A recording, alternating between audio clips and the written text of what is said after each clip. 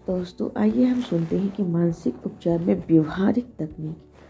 तो ये हमारा सबकॉन्शियस माइंड का चैप्टर 6 है। आइए सुनते हैं इसको। एक इंजीनियर के पास एक पुल या इंजन बनाने की तकनीक होती है। इंजीनियर की तरह आपके मन के पास भी आपके जीवन के संचालन, नियंत्रण और निर्देशन के लिए एक तकनीक है। आपको यह जानना जरूरी है कि प्रणाली और तकनीकें किसी भी रचना की बुनियाद होती हैं। पुल का मुख्य दरवाज़ा बनाने से पहले चीफ इंजीनियर ने रचना के सिद्धांतों, तनाव और मेहनत की थकावट का अंदाज़ा लगाया। दूसरा, उसने अपने जहन में खाड़ी के पार बने पुल की छवि का आकलन किया। तीसरे कदम में उसने उस सफल एवं सिद्ध प्रणाली और तकनीक का प्रयोग किया जिनके जरिए रचना के सिद्धांत पर तब तक लगी रही जब तक कि पुल पूरा होकर यातायात के लिए तैयार नहीं हो जाता। इसी प्रकार तकनीकी और प्रणालियां हैं जिनके जरिए आपकी प्रार्थनाओं का उत्तर मिलता है। यदि आपकी प्रार्थना का उत्तर मिलता है तो इसका भी मार्ग एक है जिसके माध्यम से उत्तर मिलता है, और यह एक वैज्ञानिक मार्ग है। अचानक कुछ नहीं होता, यह संसार नियम और व्यवस्था पर चलता है। इस अध्याय में आप अपने आध्यात्मिक जीवन में से साक्षात्कार कर उसे विकसित करने की व्यवहारिक तकनीकों की जानकारी पाएंगे। आपकी प्रार्थनाएं आसमान में गुब्बारे की तरह नहीं रहनी चाहिए, उन्हें कहीं जाकर आपके जीवन को सफल बनाना चाहिए। जब हम प्रार्थना की व्यवस्था करते हैं तो हमारे सामने तरह तरह की छवियां दिखाई देती हैं। यहाँ हम उस प्रार्थना की चर्चा नहीं करने जा रहे हैं जो धार्मिक प्रार्थनाएं होती हैं, जिन्हें हर धर्म में अपने अपने तरीकों से किया जाता है। प्रार्थनाएं सामूहिक रूप से की जाती हैं। हम यहाँ व्यक्तिगत प्रार्थना की चर्चा करेंगे क्योंकि यह आपके दैनिक जीवन में संबंधित है और किसी अन्य व्यक्ति के लिए की जाती है। इस प्रार्थना में किसी से संबंधित एक विचार को एक आकार देना होता है जिसे हम चाहते हैं। प्रार्थना आत्मा की सत्यनिष्ठा इच्छा है। आपकी इच्छाएं आपकी प्रार्थना है। यह आपके भीतर के मन से निकलती है और उन बातों को बताती हैं जो जीवन से आप चाहते हैं। वे लोग किस्मत वाले हैं जिनकी भूख और प्यास अच्छाई में तृप्त होती है क्योंकि वह उन्हें प्राप्त होती है। वस्तुतः यही प्रार्थना है। यह जीवन भी शांति, सामंजस्य, स्वास्थ्य, आनंद और जीवन की अन्य खुशियों के लिए भूख व प्यास है। आगे सुनते हैं कि अवचेतन मन को संतुष्ट करने के लिए प्रेषण की तकनीक। यह बुनियादी रूप से आपकी प्रार्थना को जो आपको चेतन मन से मिलती है अवचेतन मन में पहुंचाने की तकनीक है। यह संप्रेषण साधना के रूप में भली प्रकार होती है। यह जान लें कि आपके अंतर मन में असीमित ज्ञान और असीमित शक्ति का खजाना है। बस शांत मन से सोचें आपको क्या चाहिए। उस क्षण के बाद मन की आंखों से देखना शुरू करें कि जो आपने सोचा वह पूर्ण होकर आ रहा है। उस छोटी बच्ची की तरह बन जाए जिनका गला खांसी से खराब है और वो पूरे विश्वास से कहती है ठीक हो रहा है, देखो अब ठीक हो रहा है, और 1 घंटे में उसी खांसी से आराम मिल जाता है। इस तकनीक को पूरी निष्ठा और अपनेपन से अपनाएं। तो दोस्तों ये तकनीक आप देखिएगा, सुनिएगा, करके देखिएगा ज़रूर। आगे जानते हैं आपका अवचेतन आपके कच्चे नक्शे को स्वीकार करेगा। यदि आप अपने और अपने परिवार के नया घर बना रहे हैं तो आप जरूर उसके लिए अपना एक कच्चा नक्शा तैयार करेंगे और चाहेंगे कि निर्माता आपके नक्शे को स्वीकार कर ले। आप अपने घर के लिए सबसे बढ़िया लकड़ी, लोहा और सभी अन्य सामग्रियों को चुनेंगे। आप अपने बारे में क्या सोचते हैं, अपने मानसिक घर और खुशियों तथा संपन्नता के नक्शे के बारे में क्या सोचते हैं। आपके जीवन में आपके सभी अनुभव और सब कुछ जो आपके जीवन में आता है वह मानसिक निर्माण सामग्री की प्रवृत्ति पर आधारित होता है जिसे आप अपने मानसिक घर के निर्माण में लगाते हैं। यदि आपका कच्चा नक्शा भय, परेशानी, घबराहट या कमियां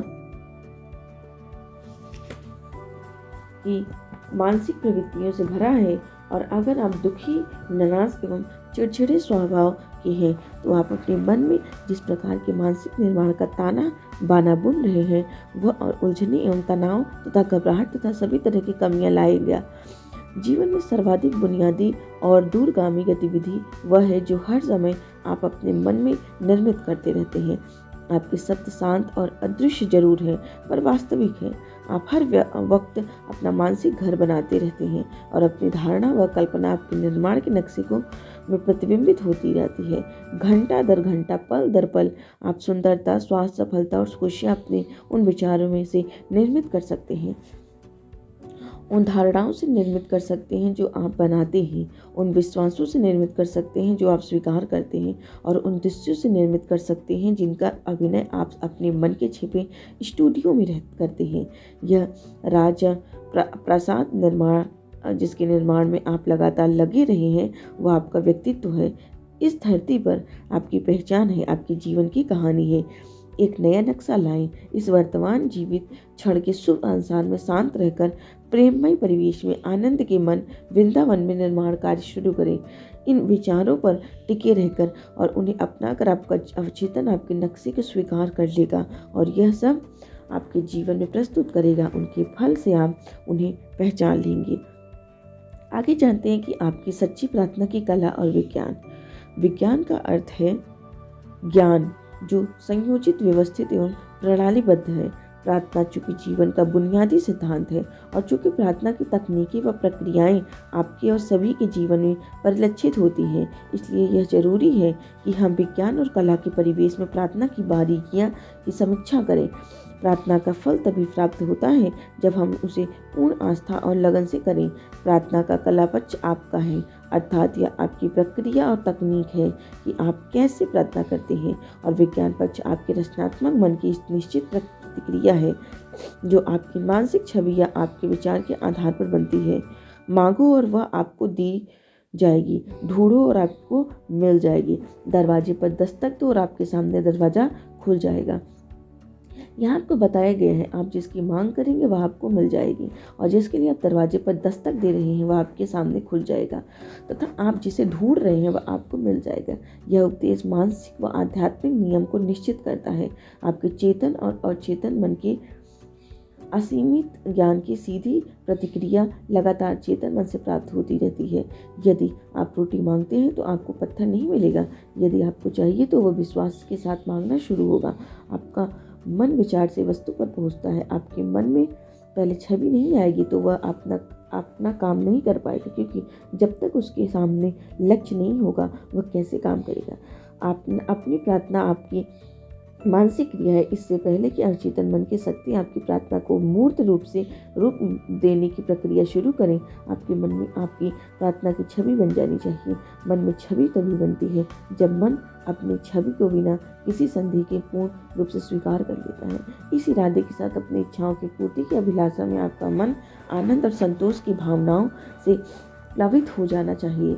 आपकी प्रार्थना की कला और विज्ञान का पुष्ट आधार आपका यह ज्ञान और पूर्ण विश्वास है कि आपके अचेतन मन की गतिविधियाँ आपके अवचेतन मन से एक निश्चित प्रतिक्रिया प्राप्त कर लेगी जो स्वयं से एक असीमित ज्ञान और शक्ति का केंद्र है। इस प्रक्रिया का अनुसरण करने पर आपकी प्रार्थना का फल मिलेगा।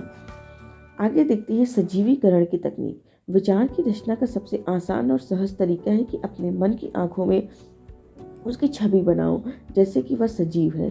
खुली आंखों से वह आपको तभी दिखाई देगी जब तक भौतिक जगत में मौजूद हो। इसी प्रकार जिसे आप मन की आंखों से देखेंगे वह आपके मन की अदृश्य दुनिया में मौजूद है।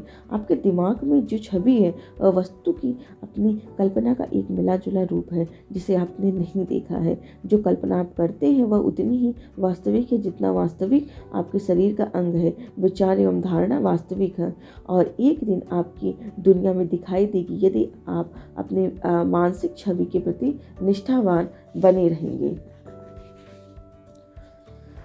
विचार की प्रतिक्रिया आपके मन में अंकित होती है जो बदलकर आपके जीवन में घटनाओं और अनुभवों के रूप में प्रकट होते हैं। भवन निर्माता अपनी इच्छा के अनुरूप भवन की कल्पना करता है और उसे अपनी इच्छा के रूप में देखता है जिसे उसको पूरा करना है।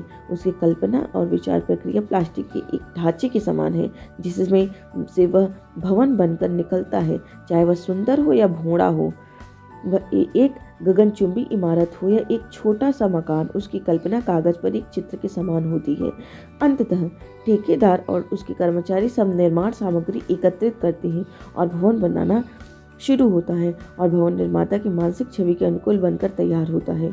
मैं भाषण देने से पहले सजीवीकरण की तकनीक का प्रयोग करता हूँ। मैं अपने मन को शांत करता हूँ ताकि मैं अपने अवचेतन मन के समक्ष अपने विचारों की छवि प्रस्तुत कर सकूँ। इसके बाद मैं ऑडिटोरियम में बैठे स्त्री पुरुषों के चेहरे पर नज़र दौड़ाता हूँ जो असीमित उपचार की भावना से प्रज्वलित और दीप्तिमान है। मैं उनके चेहरों पर खुशी और प्रफुल्लता की चमक पाता हूँ।